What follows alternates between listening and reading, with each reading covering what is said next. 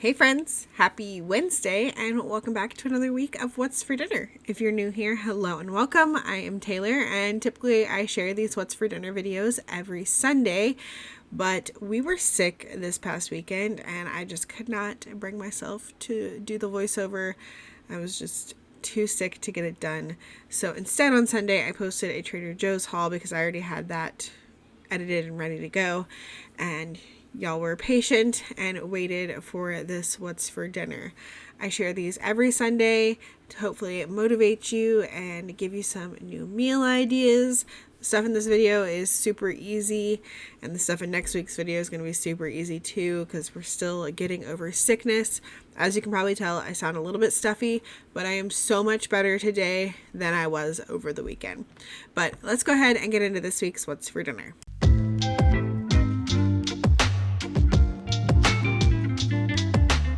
So Friday night, I actually took the kids to a holiday celebration and tree lighting in our little downtown area. We had some popcorn and hot chocolate. We were there from like 4:30 to 7:30, and we were going to be there later, but we decided not to do pictures with Santa because it looked like the line was going to be too long. But I knew it was going to be like later when we got home, so I planned pizza for dinner. We just had pizza on some naan bread. I always pick this up when it's on markdown. I think I got this package for like $1.99 at Kroger. So I just took that, and then the kids helped me spread some marinara sauce on there, and then we did cheese and pepperoni, and then I put it in the oven at 425 for about 10 minutes. The kids actually wanted theirs to look like poke balls, so I kind of cut their naan so they were more in a like perfect circle shape, and then they put cheese all over it, making sure like part of it was like completely covered with cheese. That's why we used the sliced mozzarella on half of it, and then they did pepperoni on the top. And they wanted olives, even though they don't like olives. They wanted olives on there to make it look like a Pokeball. But Aldi was out of olives, so we did not have any olives. But they still kind of look like Pokeballs. If your kids are into Pokeball, you know what I mean. It's red on the top and white on the bottom. So they were super happy with how they turned out. And they were delicious, as usual. Naan pizzas are super easy and, yeah, delicious every time. So we had some fresh veggies with that, and that was dinner for Friday night. And when Andy got home, he just made himself some more. Saturday night we did some nachos, and we actually used leftover chili for these nachos. So I had the nacho cheese sauce and the chili in my freezer. I just pulled them out in the morning, let them sit in the fridge all day to thaw out, and then I just heated them up on the stove. Both of them heat up great. So we've got our chili and our nacho cheese, and then we just assembled our nachos. We prefer the scoops, but Aldi was out of the scoops, so we just did the flat round ones. Lily just liked cheese and chili on hers. Elijah had some lettuce on his, and then me and Andy had lettuce and sour cream and pico and some diced jalapeno on ours as well. And that was dinner for Saturday. Sunday night, we tried a new recipe called smoked sausage and pierogi skillet. I'm using these roasted garlic pierogies that I picked up on clearance at Aldi. This is only the second time that I have made pierogies, and this recipe turned out way better than the first time. So I'm just starting off here by cooking the pierogies according to the box directions. You just bring some water to a boil, and then they only have to boil for like a couple minutes. They start to float, and then they're done, and then I drain them and set them to the side. The recipe that I am following said to only make 1 box of frozen pierogies, but when I dumped them in there, I was like, oh, that doesn't look like enough food. And so I made 2 boxes and doubled the sauce. But that is the only thing that I would change about this recipe in the future. I would not do that again. It was too much food because pierogies are filled with mashed potatoes basically, and they're really filling. So we didn't need 2 boxes of the pierogies. But I was making this for the first time, so I was just very unsure. It didn't look like a lot of food. Then in my large cast iron pan, I heated up 1 tablespoon of olive oil and 1 tablespoon of butter. And then once that butter had melted and the oil was hot, I added in some sliced smoked sausage and 1 small onion that I diced. And I let that cook for about 5 minutes until my sausage was browned and my onions were tender.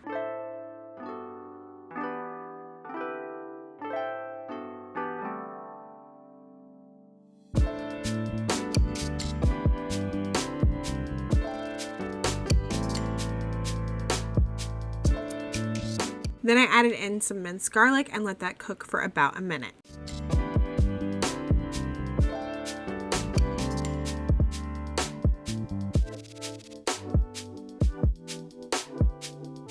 Next, I added my cooked pierogies to the pan and just wanted them to brown a little bit. This would have been much easier had I not doubled the pierogies, but I just kind of like got them on the bottom of the pan and let them sit for a couple minutes, brown, flip them over, and just repeated that until they were all like nice and browned on the outside. While my pierogies were browning, I worked on a little bit of the sauce. So I doubled what the recipe called for. The recipe called for 3/4 of a cup of chicken broth. I did water and Knorr chicken bouillon, and then to that you're going to whisk in 1 tablespoon of cornstarch.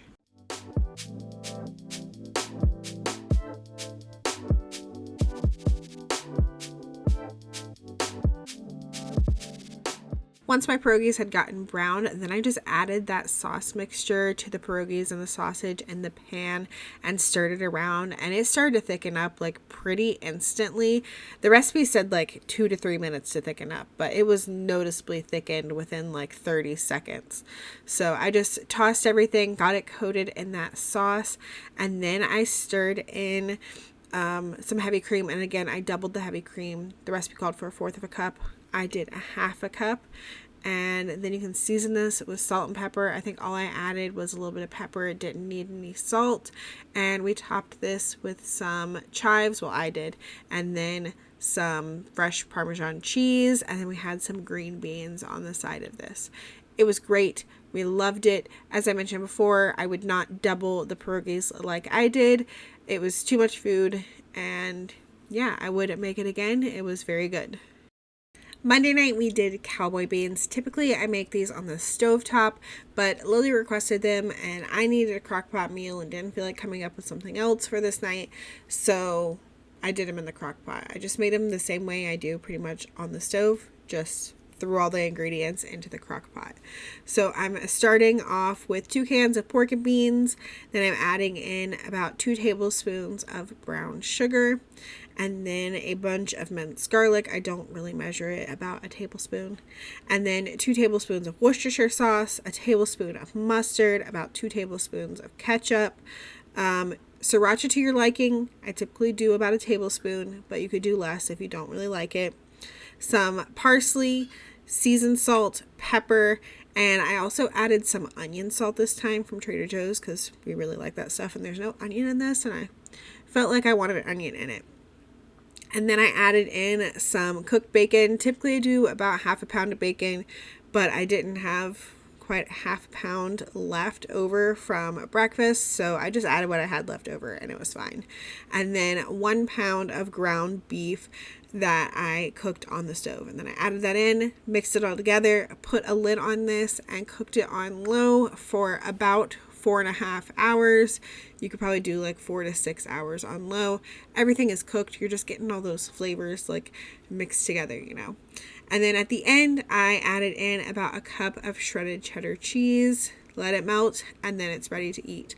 I always like to serve Cowboy Beans with some sort of bread on the side. I did some Red Lobster Cheddar Bay biscuits. Salad is also really good on the side, but we were coming home from martial arts, so I wanted to keep it super simple and easy. As you can see, my snowflakes are falling. Every time they fall, Andy says it's snowing in the kitchen. I don't know what is up with the glue dots on these snowflakes, but they keep falling, and then I put them back, and then they fall again. That didn't happen with my bats at Halloween. It's very frustrating to me. I still love them, but it's frustrating that they keep falling.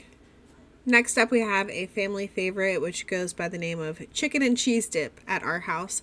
But this is on the menu at a lot of Mexican restaurants, and it goes by the name of like Pollo Fundido and lots of other names I've heard.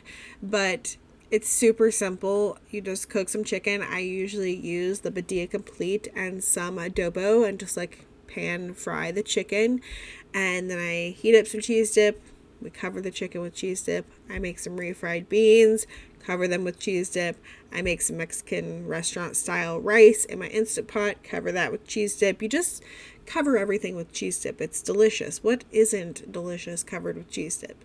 And then I like to top my chicken with some pico de gallo, and it's absolutely delicious and a super easy meal to put together. If you're interested in seeing how I make the chicken and the rice and even the beans, because I made those in the crock pot last week, I think, I will have videos for all that down below because I have shared all that on my channel before, so I didn't feel like showing it step by step again this week. Wednesday night we had hot honey barbecue chicken sandwiches. This is a recipe that we love that I found on Instagram. So I'm adding some boneless, skinless chicken breasts here to the crock pot. I should have used 1 or 2 more chicken breasts because the sauce kind of makes a lot and you want a lot of chicken.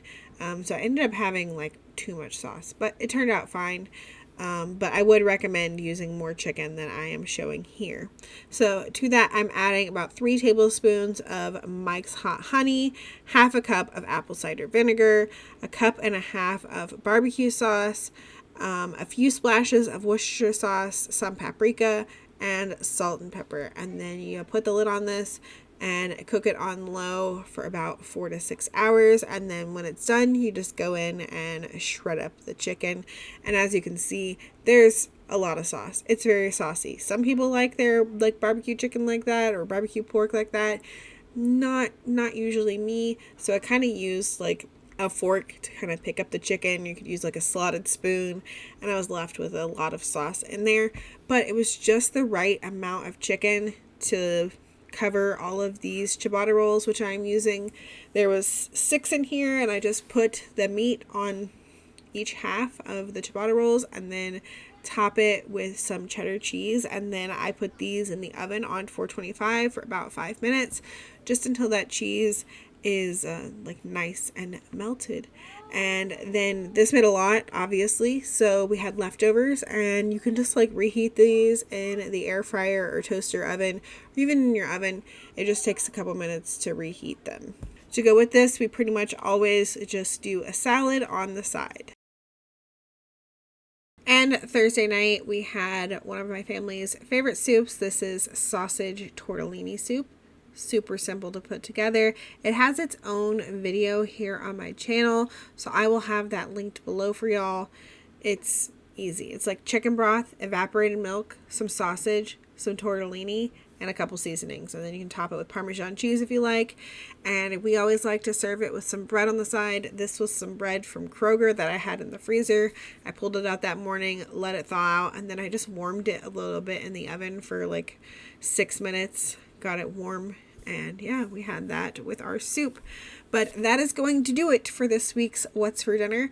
I will be back tomorrow with a clean with me video, and then I will be back on Sunday with another What's for Dinner video.